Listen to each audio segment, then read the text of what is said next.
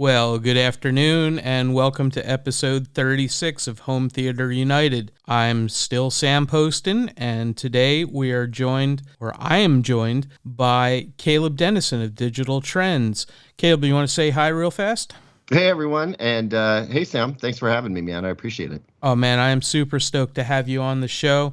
As our regular listeners know, we are trying to expand all of the communities talking together between the forums and the what little magazines are left over and digital sites like yours. So we are really, really excited to have you onto the conversation. So thank you for that. Yeah, I'm excited to be here. Cool. I'm going to just jump over to two quick housekeeping notes for folks that have been following my disaster. I don't think we've even discussed it, but I had a basement flood and have redone my whole basement home theater recently. And just talking about my plans for that, listeners and Home Theater Forum folks knew that I was one of the folks that was planning on buying the JVC 8 series projector, and that has not happened, first of all, because they simply couldn't ship enough of them to America, and technology moved on. So I have declared bankruptcy on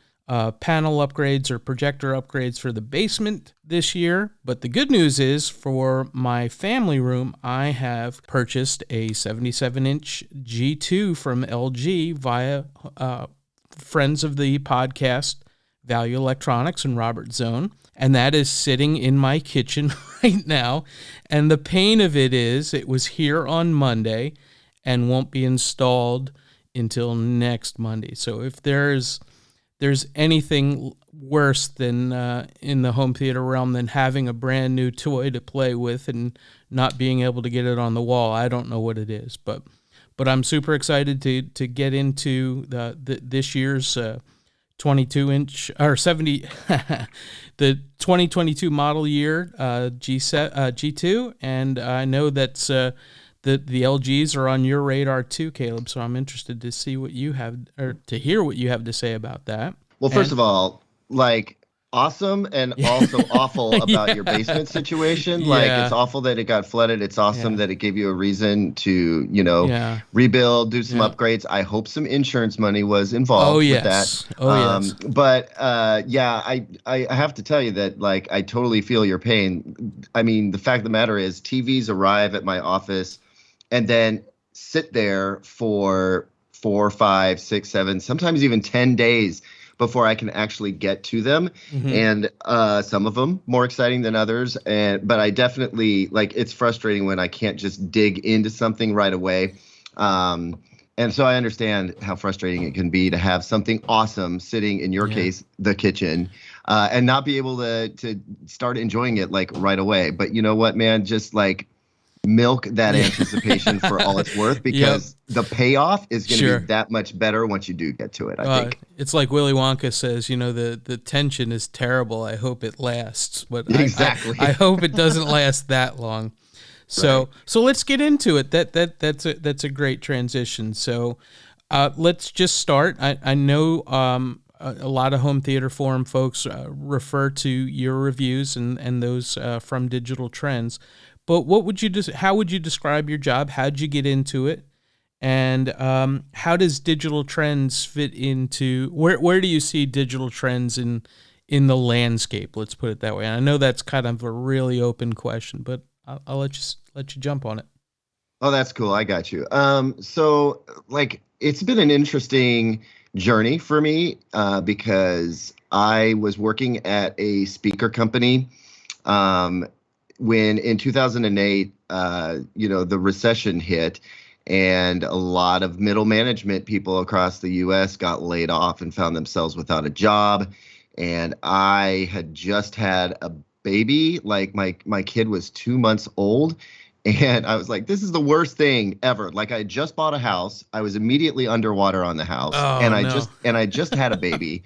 And then I lost my job, and it was just the worst. I thought it was the worst thing ever that could possibly happen to me, but it actually ended up turning into possibly the best thing that could have ever happened, in that one of the other people I worked with at that speaker company also got laid off and said, "Hey, you should reach out to my friends Ian Bell and Dan Gall. They've launched this website, and I think they could use like an audio reviewer."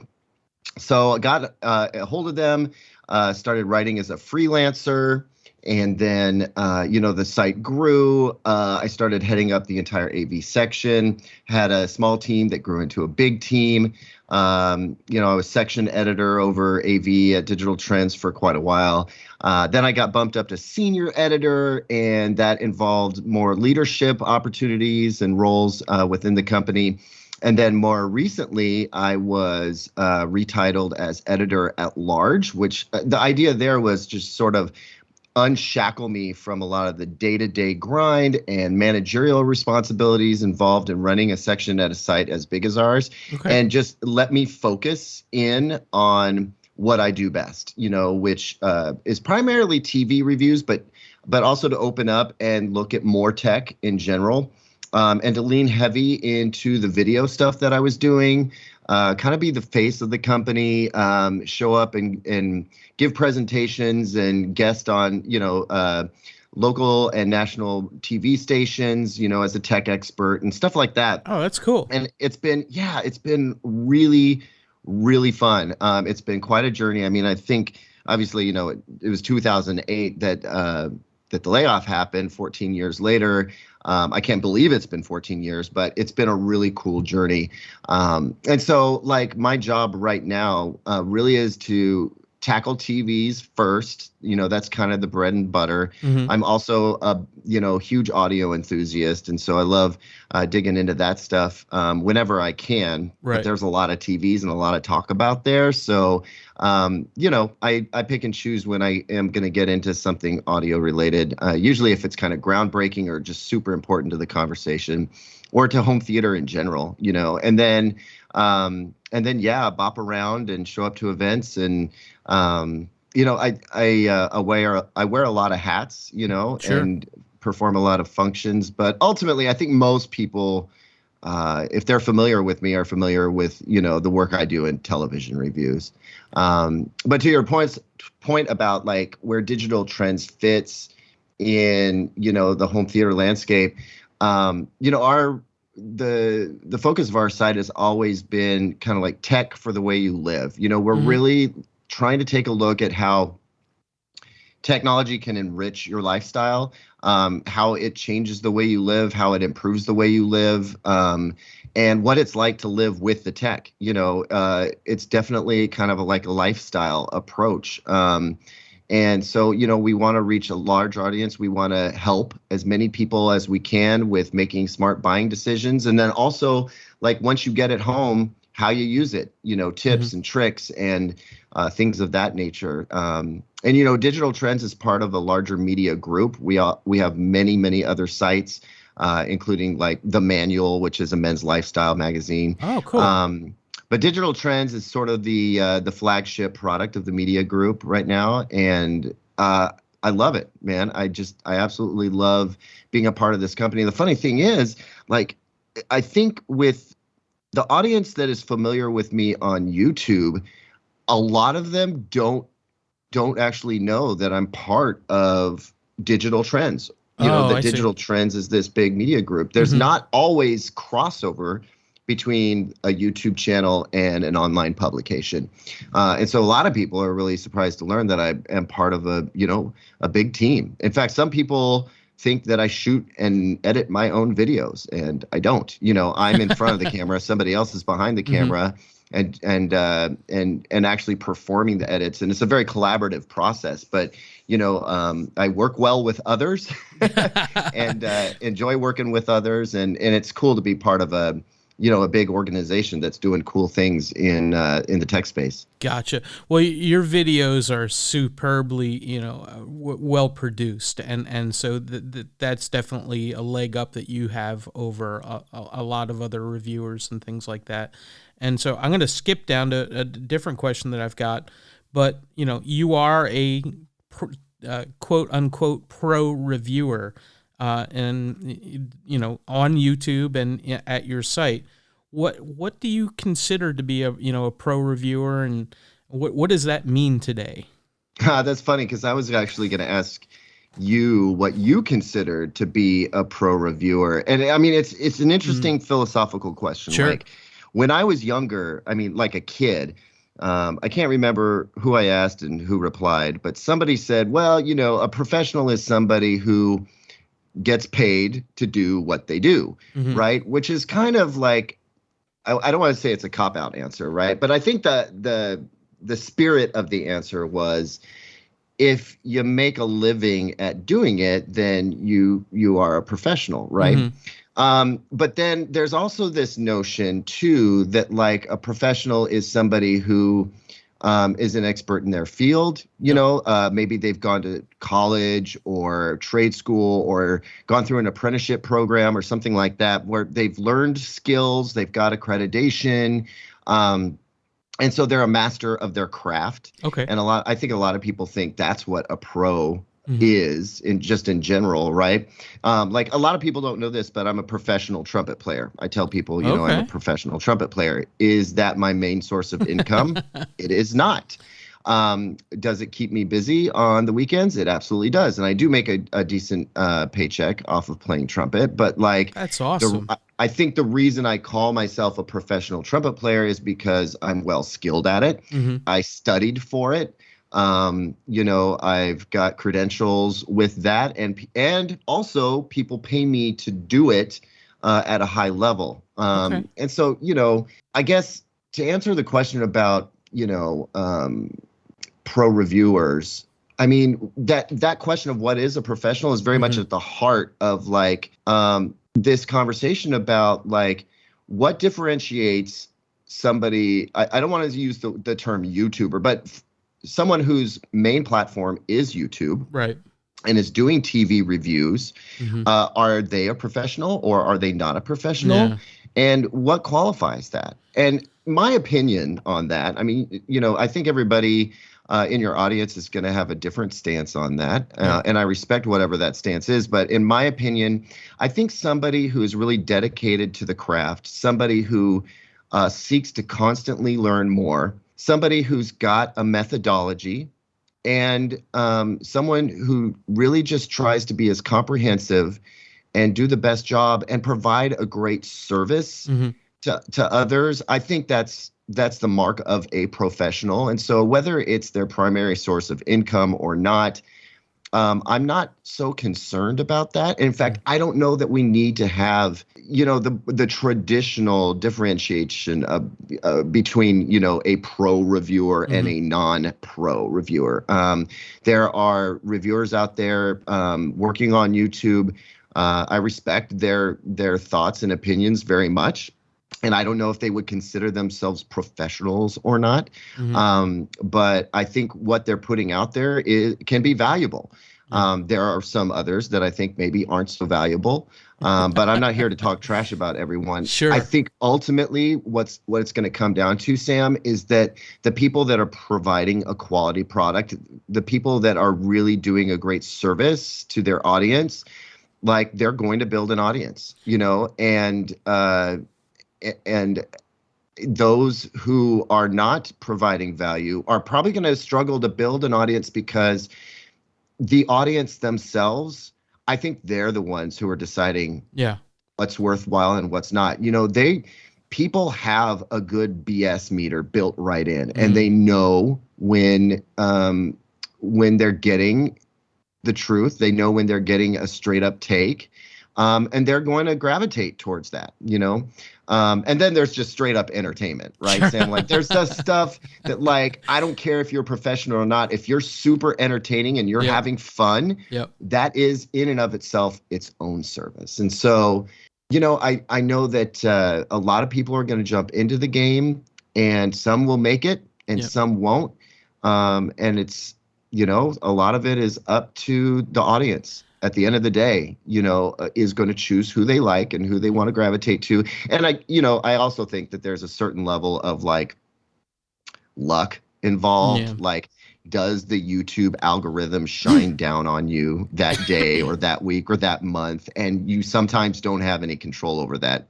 Game it as much as you want, but sometimes you're at the mercy of the gatekeepers of the internet, and that's unfortunate, but that's kind of true of anything. I will say one final thing. I think that this notion of a pro reviewer, somebody maybe who works for a large company, a media organization or something like that, I think that does come with some benefits. Like, there's a management, there are standards, there's performance appraisals, there are goals, there are checks and balances, to try to provide a product with integrity. And so I think that right there might enhance the trust building process a little bit. But again, I think that there are independent folks out there, creators who are doing amazing work, and that their product is just as valid as anybody else's. Wow, I have had very similar conversations in the photography space. I'm an amateur photographer. I've been doing it since 1988.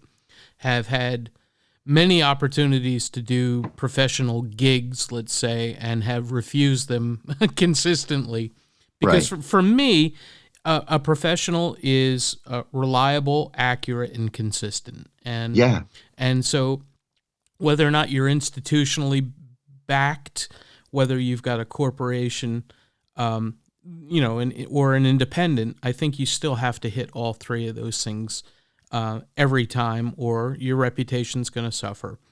Dude, it's like cooking, right? It's like food. Sure. Like, there are people out there who are amazing cooks. Yeah. They can assemble a plate that looks like it came from a 3-star Michelin restaurant. Just like the composition, the flavors, like they're amazing, but they're not chefs, right? Yeah. A chef is a professional who leads a team at a restaurant, and that's their job, right? So, but is that amateur, we can call him an amateur chef or a high-level cook or whatever you want to, is their food any less delicious? Is it any less beautiful? No. Yeah. They're legit. And the internet has allowed a lot of people to step into cooking, food creation, and do amazing things. They may not be considered professionals or chefs, but their stuff is good, and I think we're seeing that in a lot of spaces. Like you said, photography is another great example. Are you out there shooting wedding gigs like every weekend? No, but that doesn't mean you're not a damn good photographer. Sure. Yeah. Oh man, I don't think anybody's ever concisely answered that question as well as you have. You've obviously given that a lot of thought, so I thank you for that. If nothing else, I think that's a really important. Well, point. Great interview over. Tim, it's been a great time, and 100 points, and we're done. No, but the other point too is that there's room for both, right? I mean, just people's media consumption is through the roof compared to what we might have had in the 80s and 90s and stuff like that. So, I think there's room for a lot of different things, and I certainly have a very, very wide diet of media that I consume. From institutionally backed corporate stuff like yours to the 4 YouTubers that I had on last week, last show, and I'm a forum denizen, right? That I'm a native to forums, right? I've been doing forums since Usenet time, so I try to consume all that and get different perspectives, but I know that like my friends who just want to go buy a TV, they're going to pull up like a Digital Trends or an ratings or something like that, and they're going to look at 3 videos and be done. So I think the difference is for the people like you and me that care about this stuff. There's a whole smorgasbord of stuff that we can enjoy, and I really dig that. Yeah, I mean, absolutely. We'll take one of the guests from your show last week, FOMO. Like, here's a guy who appreciated some of the TV reviews that he was seeing out there and saw value in them, but none of them, including myself, apparently, thanks FOMO, were really giving him what he needed, right? Sure. He was approaching things from a use case scenario, and he saw an opportunity to put a different voice and a different perspective on things. Yep. And he's out there doing his thing. And I think that's super valuable. You know what I mean? Like, Yep.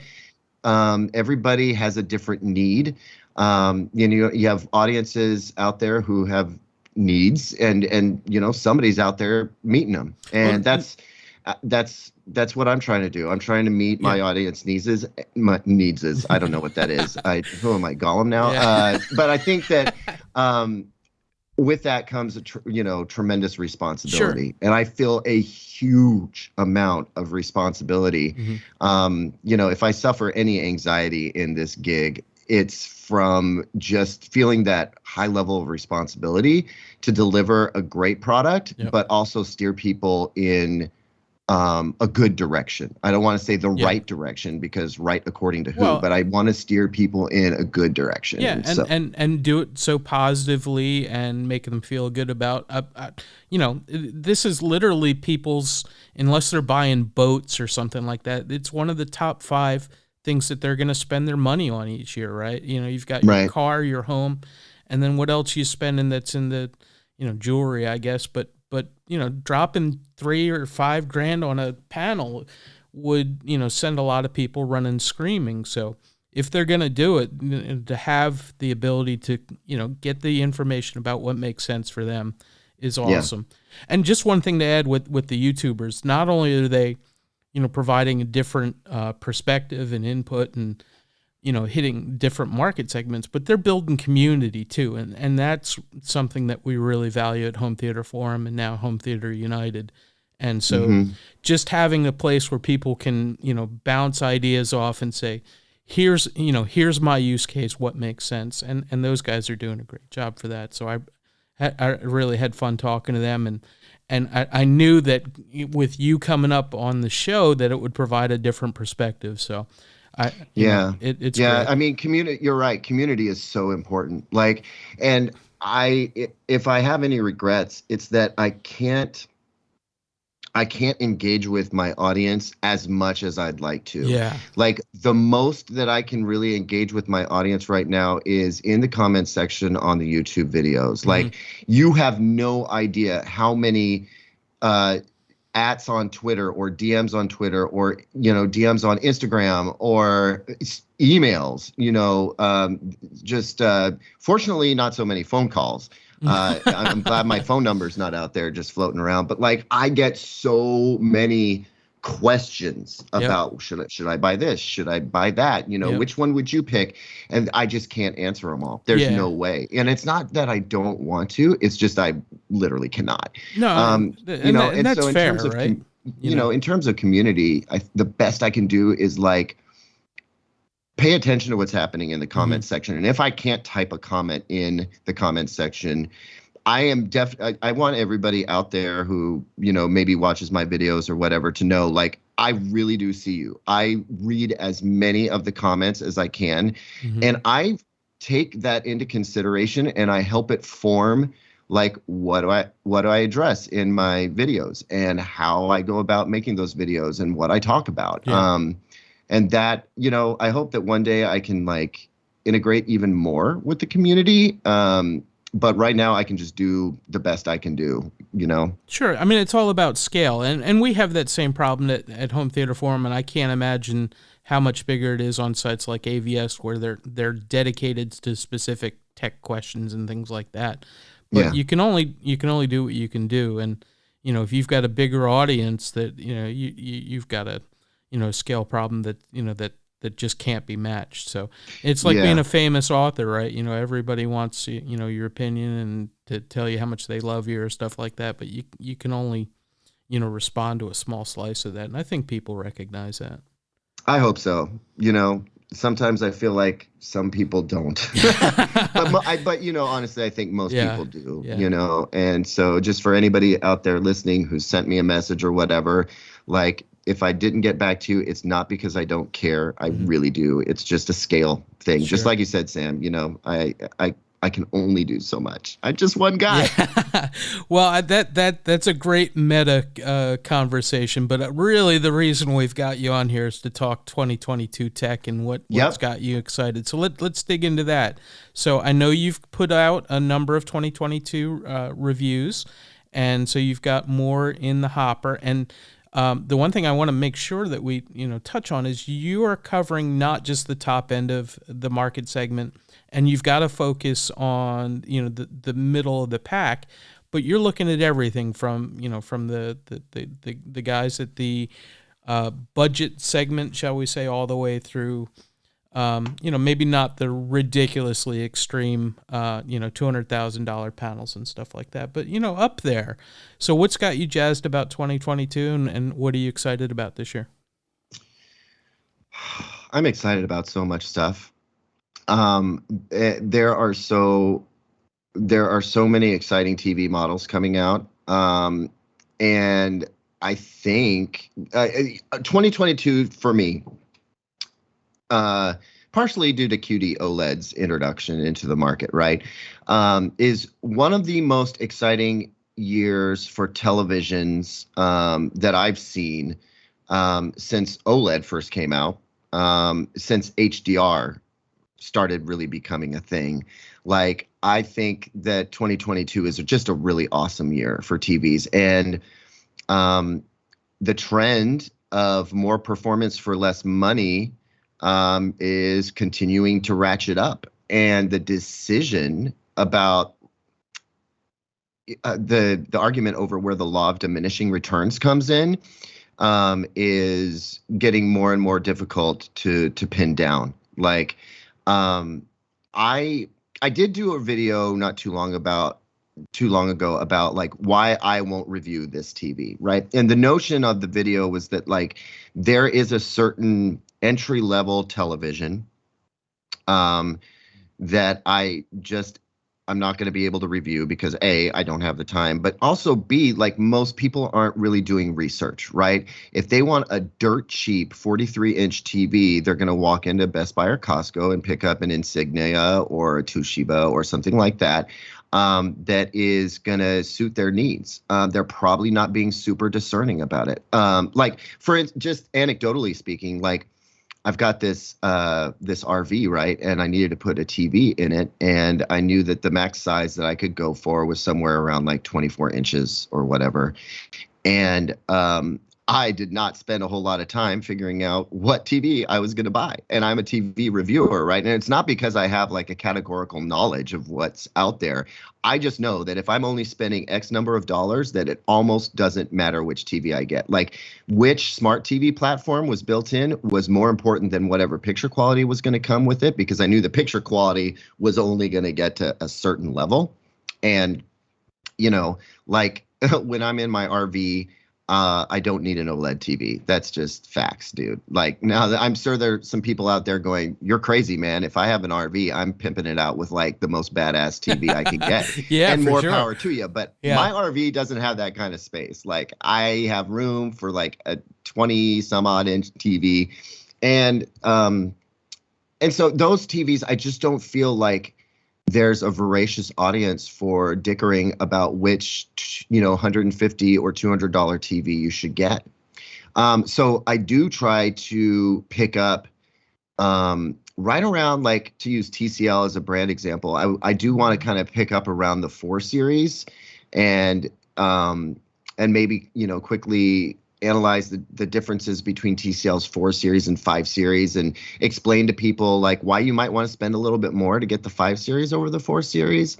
But I may not dig deep and do like a full review on the 4 series. I mean, that makes complete sense. And to your point about buying a 24-inch TV, can you even do that today? I mean, I haven't looked at that market segment in years, so it was getting harder and harder because my parents were, well, we've got these bookcases and we don't want to get rid of them. And I'm here to tell you that you can absolutely buy a 24-inch TV. There's an Insignia 24-inch TV at Best Buy for $100 right now. Like, well, that's good. Yeah, exactly. So, but the reason I brought up like what TVs I'm not going to review is to talk about what TVs I am going to review and what I'm excited about. And And the price to performance ratio is so insane right now that I think it's really important to take a look at like what you're getting for the money that you spend, more so than ever before. Like at the top end, we can dicker about whether QD OLED is better than WRGB OLED, which or is it better than QLED, and how many nits you really need for an impactful HDR experience, and whether the tone mapping is executed correctly or not. Those are awesome conversations to have, and I love having them. But there's also a segment of the audience that is like, listen, bro, I've got $1,000, but I still want an amazing TV. Sure. What's the best TV I can get for $1,000? And so I'm trying to look at that as well. And some of the most exciting stuff is that like you can get a really high performance TV for $1,000 these days. It's like an embarrassment of riches, right? I mean, we have never had the quality of panels available to us at the prices that are available. So I think reviewers have a bigger place to play in that too. Yeah, let's not forget that not that long ago, LCD-based televisions literally used compact fluorescent light bulbs as their backlight. Like, and then LED, there was no such thing as full array. There was no such thing as local dimming. Like we have come so far, so fast. And there's just a lot of really great stuff out there. But I am jazzed about QD OLED. I am jazzed about I'm still jazzed about WRGB OLED. I am jazzed about what can be done with mini LED technology, backlight technology, I should say. I am really interested to see looking forward in the future. I'm interested to see like a QDEL television, like a quantum dot electroluminescent television that is just electrically charged quantum dots. We're in such a good place now, but believe it or not, like I think there's more cool stuff in the future. Like we haven't peaked yet. We're close. And I do believe that the improvements are going to be kind of iterative, but we still have exciting stuff to talk about in the years to come. Well, I'm super glad to hear you say that. And really all I require is 120 inch, even WRGB OLED would be fine for me at under 10 grand, and I would be happy till to the heat death of the universe. But I'm glad to see that there are more improvements coming too. Yeah. I think what's happened over the past few years and what we can look forward to seeing more of is the manufacturing processes reducing the cost of production so that TV manufacturers can keep their prices low without losing their shirts on it. You know what I mean? Like right now, the high end of TV is carrying the market because TVs are kind of a commodity now. And so there's not a whole lot of margin being made on a huge segment of the TV space. But as these manufacturing processes get better and better and costs go down, like we can continue to see the high quality at relatively low price point and have that be sustainable. And that's good news for everyone. I think it's awesome news because I think the alternative is going to, like what Vizio's doing with putting ads on everything and collecting your personal information and stuff like that. And boy, as somebody who's security conscious, man, that world just scares the hell out of me. Dude, you're opening up a can of worms. That's like a whole nother podcast episode. The ads on your smart TV thing. Dude, I am not stoked about it. And I don't think it has to be this way. But like I said, that is kind of a different podcast episode topic, if you ask me. I will say, though, that I would like to not see things go in that direction, I posited this idea that got just everybody super mad, which was like, what if you had to pay a subscription just for your TV to operate without ads? And not just your Netflix subscription, not just your HBO Max subscription, but your LG subscription or your Samsung subscription or Sony or insert TV brand here. Like if in order to get an ad-free TV experience, you had to pay a subscription to bypass it. Like, oh, that sounds awful. And yet it's still within the realm of possibility. Well, I mean, my TVs are life support systems for HDMI 1, 2, and 3, right? I don't do the smart TV stuff, and I hate to think that, that those smart TV things are being used mostly by like the non-enthusiast, lower end of the market that don't know any better, that haven't bought an Apple TV or a Fire Stick or whatever. But I mean, the only way I can see what you're saying working is, pay to unlock the HDMI channels. And boy, I wouldn't hate to see that for sure. Right. Well, I mean, that is what seems like an absurd thing now, is this notion that like you should be able to turn your TV on and tune to your HDMI input and have nothing come in the way between you and whatever that is plugged into your HDMI input. But we're already seeing that being less and less true. Like the dashboard that pops up on your TV is filled with ads. And like it's harder and harder these days to just get to your HDMI input and bypass that. So even if you're only looking at it for like 10 seconds as you find the input button on your remote and tune into HDMI, whatever, like something's popping up in front of you. That's one of the things like surprise. I'm not usually sitting around singing Google's praises, but one thing I will say for the Chromecast with or some of the Google TV platforms I'm seeing is that you can set it up as a dumb TV. And I like that. Like if you can just say, you know what, smarts, no smarts, don't give a crap, shut that all down. I just want my HDMI inputs. That's easier on some platforms than others. Yeah, I mean, but the whole world has changed too since, I was a kid. When you go to the movies and there weren't any ads in front of it. Now you've got 30 minutes worth of ads in front of the movies. So and the consumers were screaming about it, but the world moves on. So yeah. I'm just concerned that we don't have a voice in any of this. And that's, one of the things that I like about our communities is that, we try to band together about stuff like that, the way we did against DivX and stuff like that back in the 2000s. So, but it's hard, man. It's hard because they're just insidious with the ads. So, it's true. It's crazy. And I guess enough to say on that. But so you had a most anticipated for 2022 article. How's that shaken out for you so far? I mean, more or less as I expected, I think. I mean, what do you think?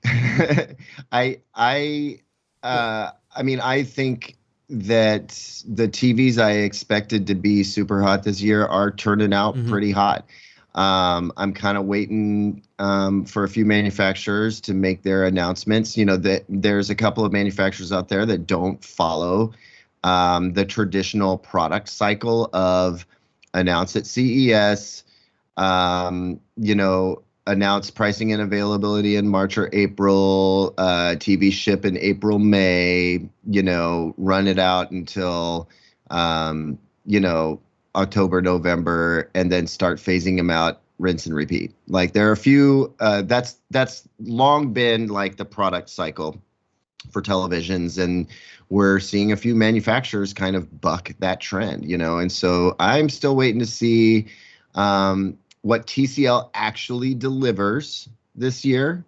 I'm really interested to see what Vizio ends up doing, because I think, Vizio, I think that they've been paying attention to the feedback that they've been getting, and I want to believe that they're going to use that feedback to improve their products and come out with something even stronger.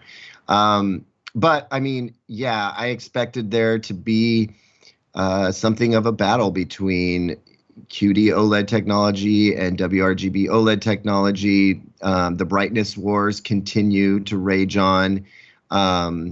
We're still seeing like the best technologies getting pushed up into the 8K resolution territory, whether we need 8K resolution or not. it kind of, I mean, so far it seems like it's playing out the way I thought it would, but I'm still open to being surprised. And I'm happy to be wrong. You know what I mean? If I get it wrong, that usually means that something really cool happened and I just didn't see it coming. Oh, that's an incredibly positive attitude.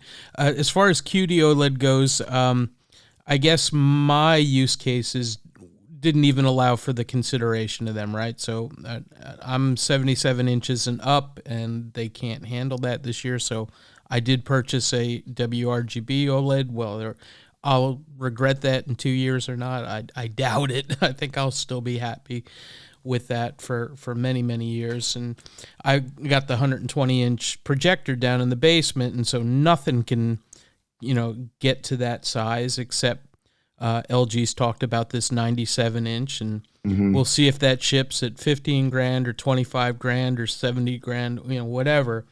But unless they're 15 grand or less, it's not even in my worldview. So, right.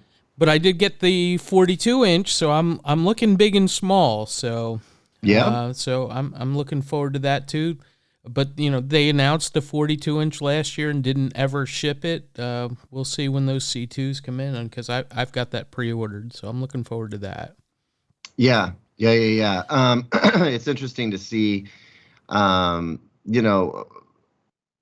getting bigger and getting smaller was kind of a theme at CES, where we see the high-end technologies getting pushed into smaller TVs and larger TVs, just a wider breadth. And it's been kind of a long road, I mean, I think it was 2012. I flew out to Monaco to see the LG's first OLED unveiled as part of the F1, racing event out there. It was absolutely nuts. Like, for a, green behind the ears journalist, for that to be like my first real press trip, it was just mind blowing. But it's kind of hard to believe it's only been 10 years. It feels like it's been like a lifetime. But just to see the technology advancing and then reaching down into smaller sizes and bigger sizes, to see the line between, a gaming monitor and a high performance TV get increasingly blurred. And I don't want to say the technologies are homogenizing or anything like that. It's just, everything's getting more advanced and serving like more needs from a wider audience of people. And I think that's awesome. I think that's a lot of fun right now. And also, I think you're going to still be loving your 77-inch G2 in 2 years. So. Yeah, and I am a gamer too, so the VRR and all that stuff matters to me. But the average consumer is going to be like, what's this all about? And you're lucky if they're really in the HDR setup right. So that's my next question is, I mean, we're literally in 2022, and it's still next to impossible for a non-enthusiast to get things talking together and calibrated right. I mean, are we just doomed to that for the next 20, 30 years, or is it possible somebody's going to figure out a way to get these things talking better than RF signals and, ARC and CEC and stuff like that? Because it's just impossible unless you're, interested and intrigued by this enough to make it work right. You know what? Generally, I like to be an optimist. I like to think the best of a situation when possible. I'm going to have to go ahead and step away from that approach right now and say that, honestly, when it comes to things like HDMI and CEC and RF versus Bluetooth, like remotes and IR, like, things are so dug in right now. How do I say this without getting too inside baseball? Like, there's just not much room for change in some ways. Like, why do TVs not have DisplayPort? Well, because most source devices don't have DisplayPort. HDMI owns it. Like, the licensing deals have been made. Like some things are just so deeply entrenched that they're really difficult to change. It would take earth moving forces to like change these things. And I would love to think that there is some sort of unifying communication technology that would make all of our stuff work together better. But I don't think any silver bullet product is along the way. Like you may have heard, maybe your audience has heard a little bit about the notion of source-based tone mapping. Like that's a start that your source, whether it's your PC, your games console, your UHD Blu-ray player, whatever, that it would communicate to your display, and then the display back to it, like the display communicating back its capabilities so that the source could do the tone mapping in an accurate way that perfectly matched your display. That seems like an obvious thing to do, and yet we're just now talking about that maybe becoming a thing. It's a start, but yeah, man, I don't know. I got to be honest with you. I feel like in the AV world, things are just destined to be a little kludgy, you know? I mean... Yeah, I mean, we said the same thing about cell phones until, you know, the iPhone pulled an extinction level event for right. for those kinds of things. But who besides Apple or maybe Google could destroy an industry like that and rebuild from the ashes? I don't see it happening. So, but I'm a pessimist. So the nice thing about being a pessimist is that, you know, for any given prediction, you're either right or pleasantly surprised. So I'd be happy to be pleasantly surprised. That's a good way to go. That's a good way to go. Like, but fortunately, I don't spend a whole lot of time being disappointed. You know, like I hope for the best and expect the worst. And somehow I get along okay. And I, you know, really just to speak to your point, like I don't see this interoperability kerfuffle being sorted out. I mean, just look at what's happening with like HDMI 2.1 specifications and licensing. Yep. It's just a mess. Yep. And there's no sign of that getting cleared up anytime soon. So.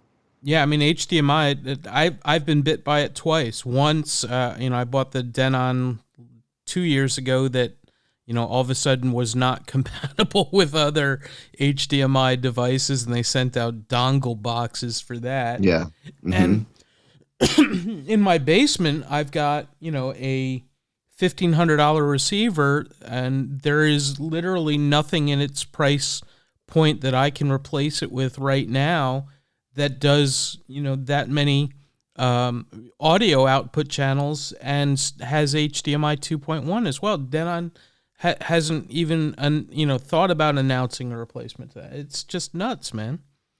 Yeah, but, you know, if they got it all right all the time, like, what would we talk about? What will we, the movies, what will we bitch and moan about? What would we get on the forums and just like rage about? Like we wouldn't have anything to, I guess. You know. I guess that's the optimist in me trying to spin a really crap situation into something like tolerable. But yeah, I get it, man. It's right. But as long as those troubles exist, I have a job. Yeah. And so, you know, I'm kind of okay with it, I guess. Well, since you brought up crap situations, and I didn't have this on the list of things to discuss, so you tell me if this is off limits or not, but do you get as many people harping on the death of 3D as we do at Home Theater Forum? I don't. I'm pretty sure that I don't get as many as you do, but I do hear about it frequently. And, you know, like, unfortunately, you know, maybe I should do a YouTube episode for that. It's a little bit, you know, it definitely aimed towards the enthusiasts, but you know, 3D in televisions died for a reason. And I just, you know, I think it's not coming back. And, you know, I know a lot of people miss it and don't understand why support for it isn't a thing in most well, all consumer TVs now. Yeah, it's gone. It's gone, baby, Yeah. and I think we need to move on. Yeah. I personally was never a fan of 3D implementation in televisions. And it would be interesting to see if somebody could approach it again and say, you know what, we've got the resolution, we've got the brightness, we could legit do an active as opposed to passive 3D approach and really make it work. Like maybe now it could be resurrected and pulled off well. But I mean, 3Ds in televisions, it sucked. I mean, sorry to use crude language, but it sucked. Well, I will say two things about that. One, help us, James Cameron. You're our only hope. And they just announced Avatar 2 today, the name and the trailer's coming. I didn't see anything about either high frame rate or 3D or anything in that announcement. So if Jim Cameron's moved on, I think we can well and truly call it dead. I think that's a fair assessment. Yeah. So also controversial is, at least on Home Theater Forum, we have a lot of folks who are sticking with physical media for, as you say, reasons. And I've always been an and guy, not an or. I will consume media on whatever I can get. And if it's not, the absolute bit perfect, a little bit of lossy sound and audio, I'm okay with that for 90% of my viewing, and I will get my discs for the Avengers and other blockbuster stuff. Where do you stand on that? Oh, it's absolutely an and thing. It has to. Like, look, if you can live a lifestyle and afford to be like physical only, and that works for how you live, then awesome. Do that. You do you, and that's great. No judgment here. But the fact of the matter is, like,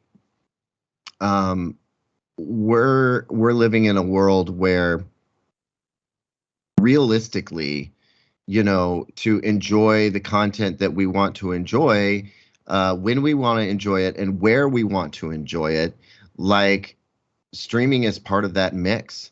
And the way I approach it is, I mean, very much an and thing. So like, if I'm going to throw a movie up on the living room TV for us to like enjoy while we're like eating dinner or something like that, yeah, I'm not spending a whole lot of time worrying about the bit depth of that source at that moment. Like I'm chowing down on my fried chicken or whatever.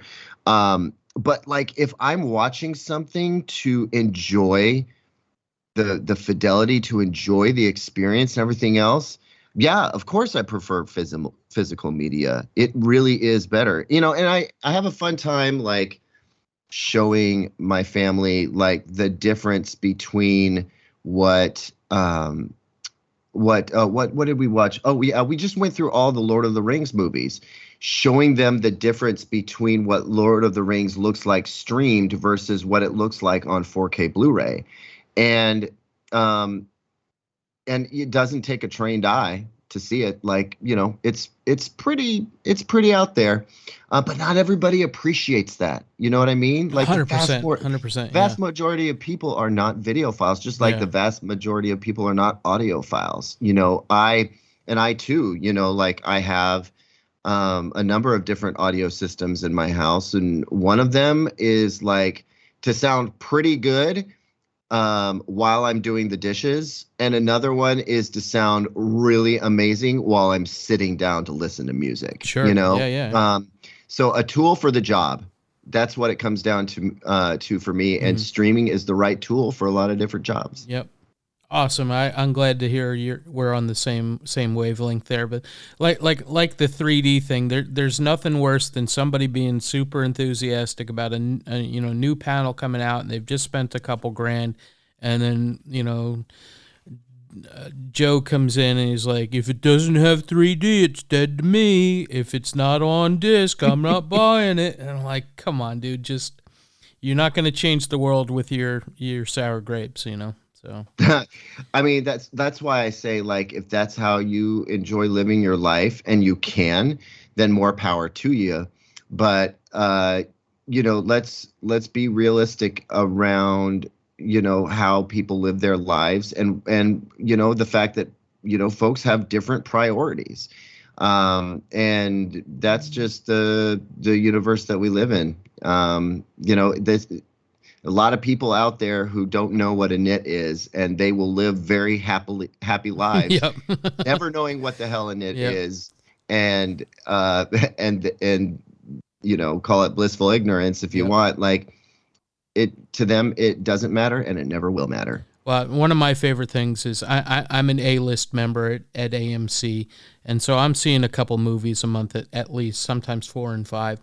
And the greatest joy in my life is to see, you got somebody in a row or two in front of you, and the first time they hear Atmos and the first time they see, the HDR presentation on a big screen, and they're just like, they're supposed to be quiet and they just can't shut up about it. So I'm all for, expanding that and hoping that people can find the positive in it for sure.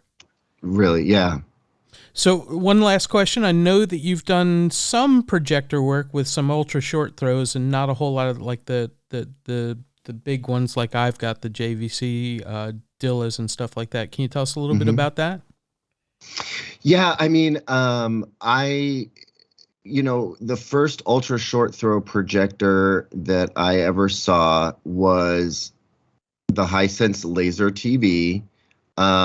It was at CEDIA, the CEDIA conference, and I was like, this is pretty awesome. Like, they called it a TV, even though it was an ultra short throw projector, because it had a TV tuner in it, and they felt like they could. And also, I think they wanted to, for folks to understand that, like, they wanted to dissociate this idea that projector meant big box, back of the room, suspended from ceiling, complicated wiring, don't walk in front of it or you screw up the image. They wanted to disassociate from that experience, which is prohibitive for most people. And so, yeah, I've kept up with the UST projector and the ALR screens fairly well, in that, I pull some through my home and test them out, and that helps inform some of our best of articles on the site. Usually don't have time to dig deep and do proper reviews of them, but that's an area of technology that I try to keep up on. And when I visit Hisense at CES, for instance, we'll spend some time over taking a look at their UST projectors. I'm always taking a look at LG Cinebeam technology and what they're doing. Vava is out there doing their thing. Epson's getting into the game. I think UST projectors are really cool. And I also think that large format televisions are already putting the hurt on them. It's kind of hard to justify going the route of a UST projector when you can get a really large format screen. There's still no touching the 120 plus screen market, right? Sure, yeah. But if we're talking about 100 down, then the TVs are a more economical, brighter, practical choice for most people. Yeah. So kind of a niche marketplace, I think, but still fun to check out, and I enjoy them a lot. Well, like I said, I'm a projector enthusiast. I've been in that realm for 15 years, and they announced an 83-inch OLED last year, and I was pretty tempted to go from 120, projection down to 83 OLED. I'm intrigued by the 97, but the price scares me, so we'll see where that shakes out. But I agree with you 100%. There's no comparing the picture quality between what a 2022 projector can do and a 2020 OLED or even QLED. So yeah, the death is in the middle somewhere, right? I mean, that's where the battle is. So we'll see how things shake out, and I no regrets on not upgrading this year. So yeah.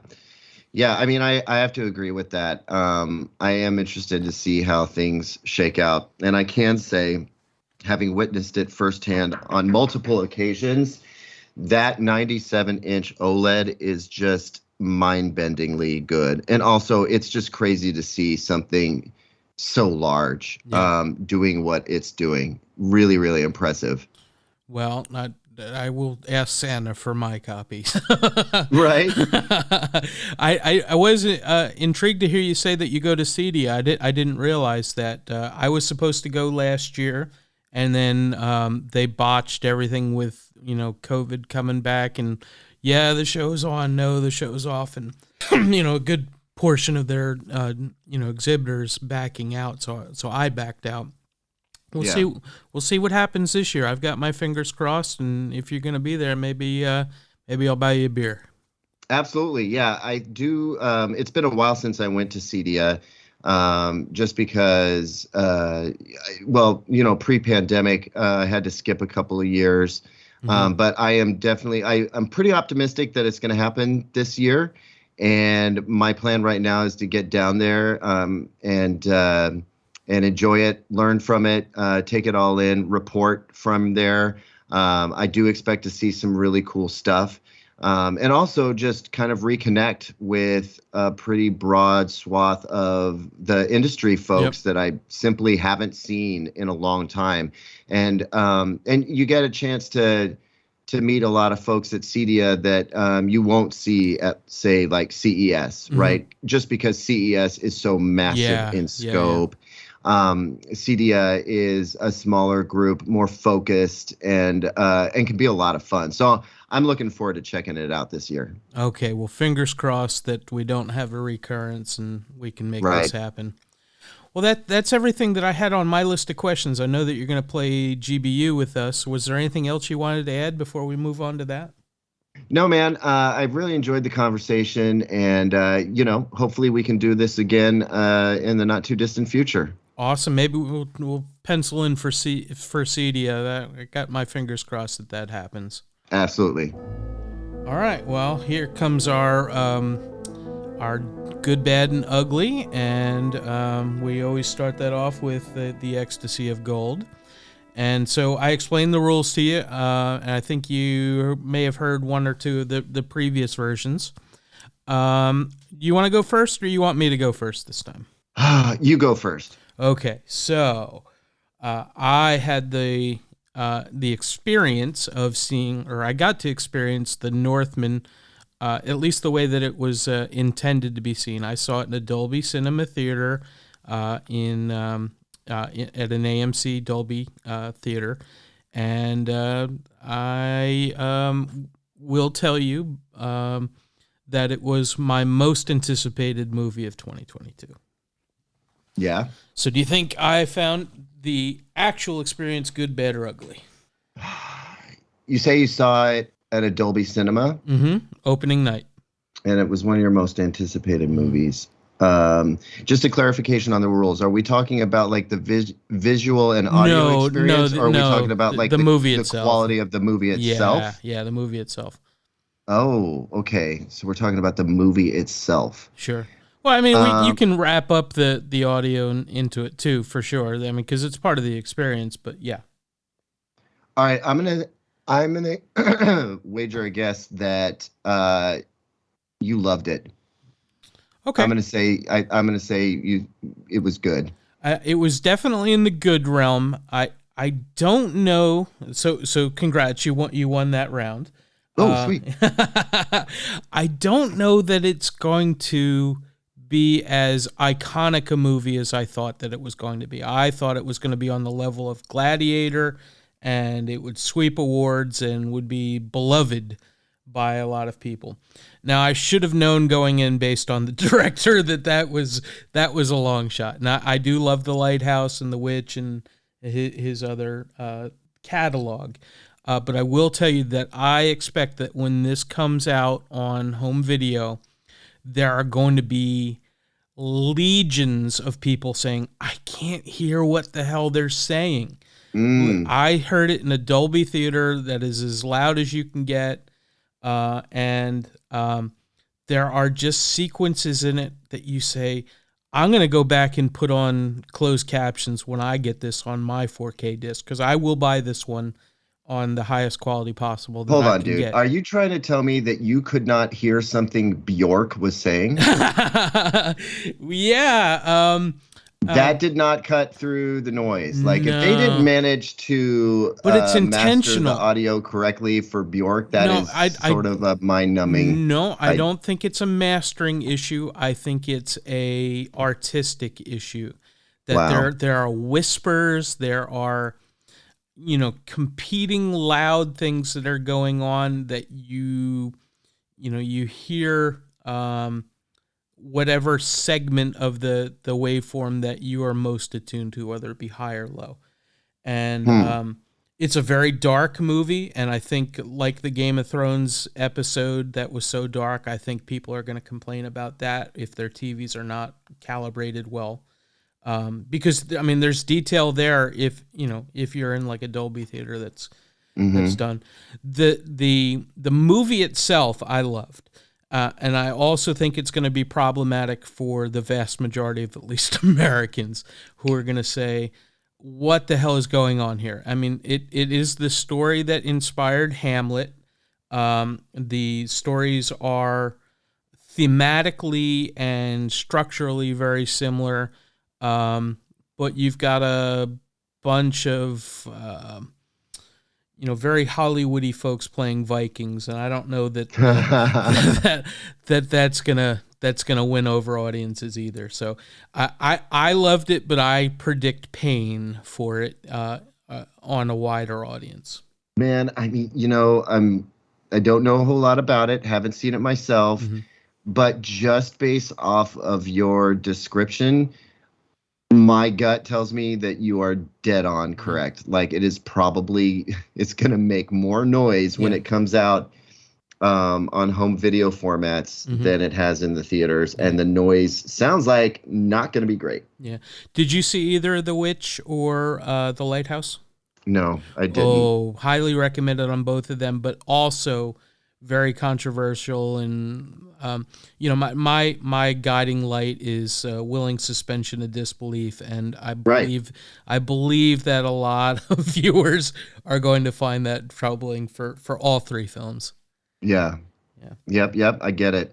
Okay, so cool. So that brings us to Dune. Do you want to say anything about it before I guess?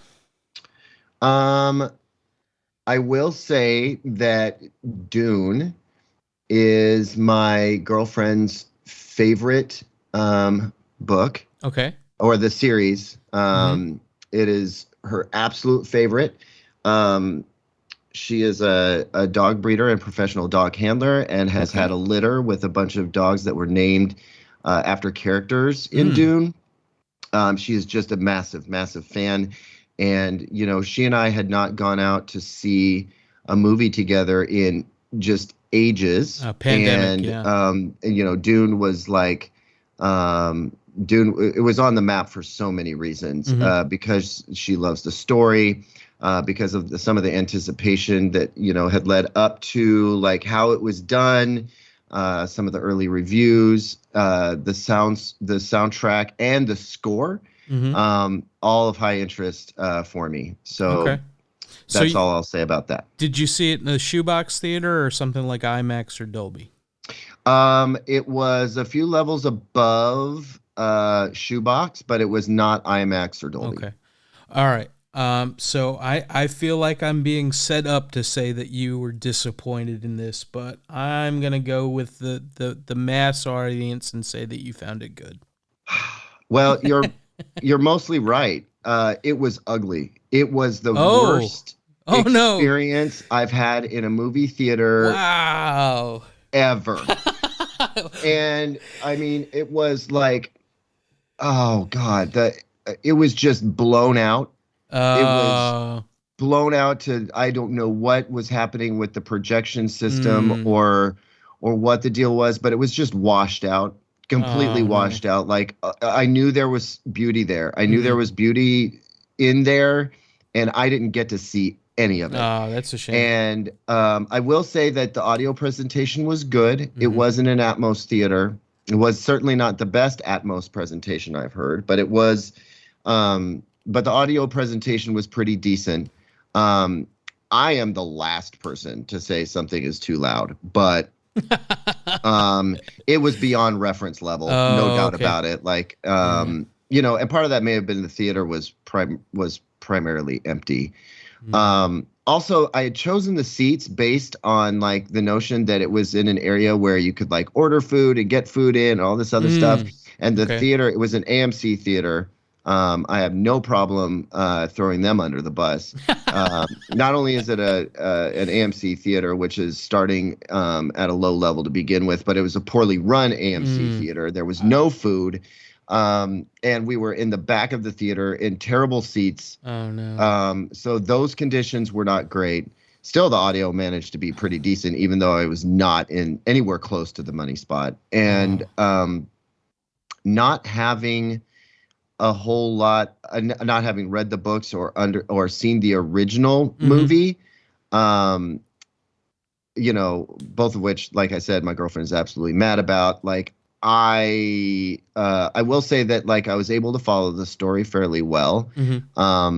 But yeah, just overall, man, the experience. I'll say this: I wish I had just watched it at home. And have you it would have been better in the intervening time? No, I'm waiting. I'm holding on to it for a special occasion. Like, I've got my Atmos system ready to go. I am looking forward to doing it right. I think I'm probably going to watch it. I have a choice between a UST projector at 120 inches or a 65-inch OLED. And honestly, dude, I think I'm going to go with the 65-inch OLED. With Atmos audio, and I think that's going to be a great experience. Like, I wish you all the best for that experience because it sounds like you've earned it. Yep, definitely. And I'm going to have better food and better popcorn. Oh, nice. And it's going to be good times. Well, I will add one thing before we go, and that is I definitely have a love-hate relationship with AMC. There's no other alternative to getting IMAX and Dolby Cinema around here. And when it's right, there's no better theater experience than either one of those.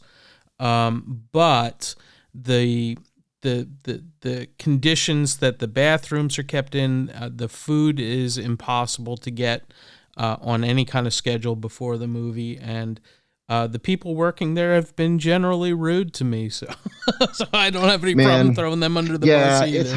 It's hard to know how much AMC is to blame and how much like the independent operators, like the management at the theaters are to blame. But it's you know, we're blessed to have a lot of options here in the Portland, Oregon area. Oh, that's where we've got AMC and Regal and Cinetopia and honestly, the best theaters in town are like these boutique theaters where they serve just incredible food, and they've got everything dialed in, and they're small, and you're literally laying on couches, and it's awesome. And the tickets aren't even that expensive. The food is, but the admission's no more expensive than anywhere else. So I'm sorry, you know, to hear that your options are limited. I'm not over here gloating about my options, but like, since I have them, I know where I'm not going. Well, my heart's in the home theater anyway, but I like to get out. I'm basically an introvert, but when you put me in a theater setting, I'm in my prime. So I'm happy to hear that. Yeah. Well, that was a great interview, Caleb. Thank you for joining us. And let me turn this down just a little bit. I learned so much, and I'm excited to get my TV up and looking forward for more reviews out of you. And maybe we'll see each other at CD at some point. That'd be awesome. It's been my pleasure. I had a great time, too. And, yeah, I'm looking forward to getting a chance to meet you in real life, hopefully at Cedia. That'd be cool. Well, best of luck with the rest of your reviews in this awesome TV season, and thanks for joining us, and we'll look forward to whatever comes next. Awesome. Thanks, man. All right. Thanks, Caleb.